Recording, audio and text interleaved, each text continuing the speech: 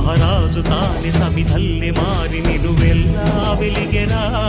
భోగాన్ని విడిచి త్యాగాన్ని వలచి తాపసిగా నిలిచెరా. జనక్షేమమే తన సంకల్పముగా, తన ఊపిరి హోమజ్వాలలుగా స్వర్గాన్నే శాసించెనురా, అమృతమును ఆహ్వానించెనురా.